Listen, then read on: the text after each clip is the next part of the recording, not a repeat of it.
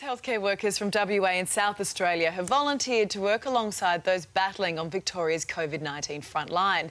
Now, another 15 registered nurses from Tasmania have put their hands up to assist the state's troubled aged care facilities for up to 6 weeks. Kate Lee is one of those selfless workers and she joins us now from Melbourne. Kate, good morning to you. Thank you for your time this morning. Really appreciate it. Yesterday was your first day on the job. What was it like? It was challenging. Obviously, it's a very different environment to what I'm used to back home in Tassie. I come from an acute care setting and, coming into an aged care setting is a lot different, and then throwing COVID on top of that. It's very challenging, but it's going to be good. I'm here to support the aged care facility, and I'm really, keen to do that. Dealing with COVID-positive patients, residents I should say, it can be challenging. Dealing with their families, communicating with their families is really important to me. And getting a phone call to say that your family member is COVID positive would be really, really difficult. So, it's all about supporting the families as much as the residents, as well as the other staff in the facility. Gosh, it's a really big job that you've taken on. Do you worry about your safety at all? We know that there's been more than 1,000 healthcare workers in Victoria who now have COVID themselves. Yeah, definitely. Obviously, definitely worried about my safety. COVID doesn't discriminate. If you do happen to contract it, you don't know how your body is going to react to it. You could get really unwell. There's been, young, healthy, fit people that have contracted COVID and they've become really unwell. So it is really scary, not, the unknown of all of that.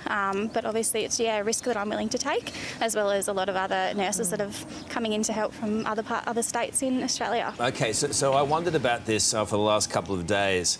It's kind of like, a wartime situation where soldiers would want to go to the front lines. This is effectively you're going from the safety of Tasmania, and you're still dealing with everyday emergencies in Tasmania, but you're going from the safety of Tasmania into a COVID place.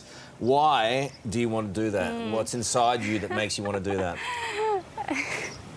I know a lot of people think I'm crazy. A lot of people that I work with and family and friends and things like that, they sort of always ask me the question, why are you doing this? You're leaving, a beautifully clean state to, come and potentially put yourself at risk. And I guess I'm just sort of doing it. There was a Facebook post that I saw and they were just calling out for help for nurses to come and help, Obviously there has been over 1,000 healthcare workers, struck down with COVID now, and that leaves a massive dent in, in the healthcare system and the aged care facilities, Decreased staff levels mean that these residents aren't, receiving the care that they're normally used to getting. As well as on top of that, there's residents with COVID, so increasing care needs as well, they're really unwell. So, I've got a grandmother over here in Victoria who, is in a nursing home that's been affected by COVID. So it sort of just hits home for me in that respect. My grandfather can't go and see her, which he'd normally do every day. So it really hits home knowing that, the residents and the families are suffering, and, I'm doing my little bit to help as well as lots of other people. So, yeah. Good on you. So it's a bit of a personal mission. We send our love to your grandma and hope she stays safe. You've got your husband and your fur babies back in Launceston. How do they feel about you doing this? Yeah. Leaving them for 6 weeks is really, really difficult. I've got a couple of puppies. One's only about 6 months old as well, so leaving him is quite difficult. But yeah, my husband was super supportive of me coming. He's never been one to stop me from doing what I want to do, no matter if that means putting myself in, at risk. So yeah, they've been super supportive. You mentioned at the start of the interview the challenges that you're facing, that you're facing in the face of COVID. What is surprising about this from your perspective, to come in from outside and to be on the front lines and to see it in person? What are the most obvious things to you that stand out and go, "Whoa, I didn't know that," or "Gee, that's different to what I thought"?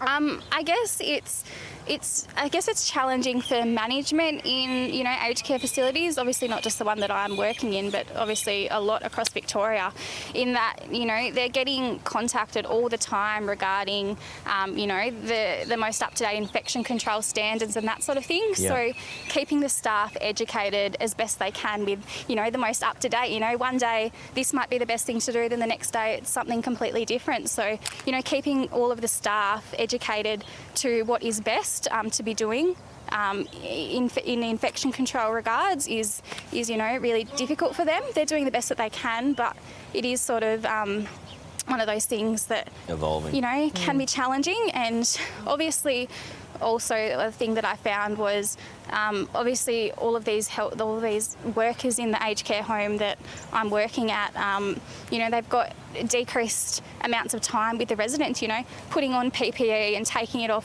every time you're going to see a resident is really time consuming, as well as lack of staff as well. So you've got, you know, so much less time to spend with these residents, and, you know, healthcare workers can sometimes take shortcuts when it comes to infection control standards, and it's happening. It's not great, but it is happening, and it's really hard to sort of keep on top of that, and, you know, doing everything that we can do to help prevent that. But it's really only takes one tiny little thing doing wrong when you're taking off your PPE, and, you know, you could potentially, you know, infect 100 people. Like, it's just, yeah. Well, look, it's wonderful to talk to you, and it's great to get your insight into this. And it's also great to get an insight into a human being who is going above and beyond for others. So well done to you. Please stay in touch with us. Let us know how it all goes. Thank you so much. Give all of our love to your grandma. I will. Thank you Thanks, so much, Tassie. guys. Appreciate it.